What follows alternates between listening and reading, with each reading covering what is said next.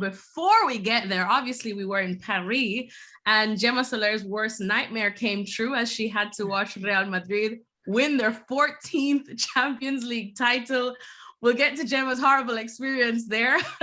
But Rodri, you're in Madrid. How's the partying been? I don't remember anything, so I guess it was great. no, it's only a joke. No, yeah, I mean it was massive. It was massive. You know, I live in the center of the town. You know, like 3 blocks away from Cibeles Fountain. You know, and all the people were running on the streets. You know, with the Spanish flags, with the Real Madrid sleeves put on, and you know, I think it was the best celebration that I remember so far. Because you know, in the past Real Madrid finals, I was at the stadium, but this is like the first time I stayed here. And it was kind of strange for me, you know, because I saw so many people, I mean, thousands and thousands of people celebrating that, you know, that it was kind of weird for me. I don't know, Gemma, you were in Paris. I don't know if you felt the same. Well, the celebration was crazy in the grass just after the referee said it was the end of the game, and they were so excited, all of them, even those players who had already won 5 Champions League titles. That you say that and it sounds crazy, but especially in front of me I had the youngsters.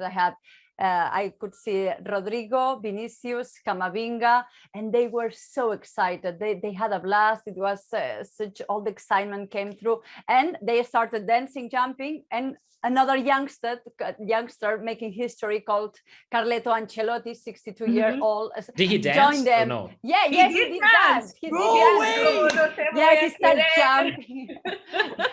He started jumping. I mean, it was such a great picture. I was still commentating from LATAM, and I was like, okay, I have to explain this picture, even maybe you are not watching it on TV, but it's Ancelotti joined by Vinicius, Rodrigo, and Camavinga. All that's like, you know, like the grandfather in a wedding, like, you know, like being the big star of the show. Like, I mean, it's kind of strange, you know, but respect. It's like when your granddad just finally comes to the center and busts out these moves. Yeah, dancing reggaeton, you know, like.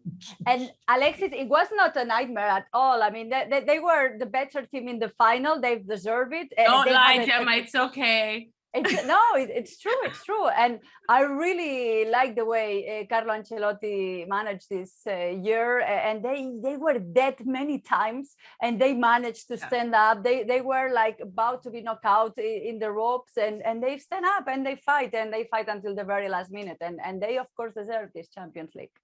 And I mean, we've all obviously, as fans and as professionals, we've seen Real Madrid win a lot in our lifetime, but I think especially this season, when you looked at all of the I suppose predictions, the betting odds and stuff, I remember we at ESPNFC posted that Liverpool were 65% favorites against Real Madrid, 65%. And I remember looking to even a lot of our analysts on ESPNFC on the English side too. I remember being sat beside Frank Leboeuf, you know, 98 World Cup winner, played for Chelsea. And when they went to halftime and it was still 0-0, I remember he said, "Oh, Real Madrid might be happy they could catch a break because Liverpool were just on them."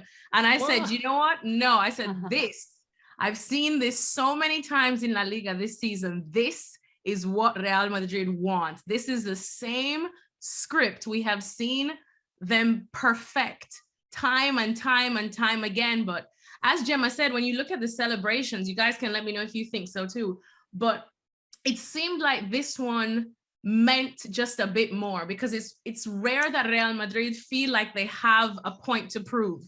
Yeah, but it felt like they had this one. I remember even talking to Toni Kroos in December, and I said, you guys, you're so far ahead in La Liga at that point, ahead of the Madrid derby. You're so far ahead in La Liga. You know, you guys are dominating. How do you do it? And he laughed and he said, I don't know how we're doing it because we're not playing well. And I remember him admitting that. And I felt like they knew this isn't the Galactico Real Madrid that dominates as we've seen. And you go up against Liverpool. Liverpool did everything right, you would say. But you could see how much it meant to them after, because did you not feel like they almost still had a point to prove? Yeah, but the thing is that is Real Madrid. We're talking about the best club in the world.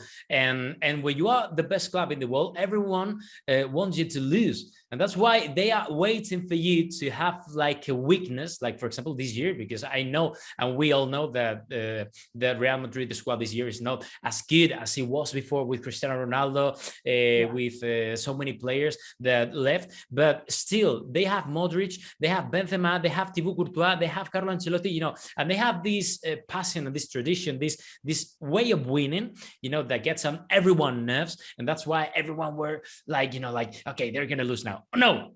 Oh, PSG out. They're going to lose now. Oh, no, Chelsea out. They're going to lose now against Pep Guardiola. And they lost again, And that's why everyone was at the final like, okay, we're going to cheer for Liverpool because these guys are going to win everyone. And that's at the end what they did. They won everyone and they fought everyone and they got everyone out of the Champions League. So that's why, for me, they are fairly deserved champions. So, my respects and my credit to Carlo Ancelotti and those guys, because for me, they made an outstanding competition, not only in Champions League, but in La Liga, they won with 4 games in advance, which is, it's great.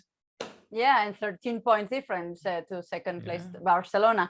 Yeah, I think, and this was supposed to be a transition year, as Rodri mentioned. We thought new coach, they Varane and Sergio Ramos, such key pieces in the defense were out, so we were expecting a team with more difficulties. We will be talking about this later, I think, but when the La Liga started, we all thought that Atletico, defending champions, had a better squad than Real Madrid, and they did some games really bad, as Alexis mentioned. They played bad in some of these games. They struggled in the beginning of the Champions League. They lost at home against Sheriff Tiraspol. Who knew Sheriff Tiraspol? They have done crazy stuff. They lost the El Clásico 4-0 at home. So but then when they had to focus into something, they did. And in the final, I can understand. I'm not gonna say Frank Leboeuf, he doesn't know what he's talking about, but they were the smartest team on the.